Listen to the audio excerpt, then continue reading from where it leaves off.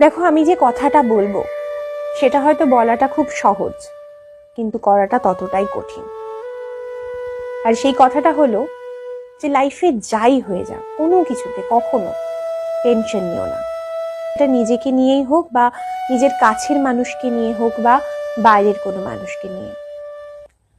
দেখো, তোমার জীবনে যে ছোট ছোট জিনিসগুলো হয়েছে সেগুলো সমস্তটাই কিন্তু তোমার চেষ্টাতে হয়েছে। যে যে সফলতাগুলো তুমি পেয়েছো সেগুলো তোমার ডেডিকেশনে, তোমার পরিশ্রমের জন্য হয়েছে। আর এই টেনশন কিন্তু এই তোমার চেষ্টা এবং তোমার পরিশ্রমের মূল শত্রু। এই টেনশন তোমার চেষ্টাটাকে অনেক কমিয়ে দেবে এবং তোমার এমন একটা অবস্থা করবে যে পরিশ্রম করার জায়গাতেই তুমি আর থাকবে না। তাই টেনশন করে জীবনে কিচ্ছু পাওয়া যায় না।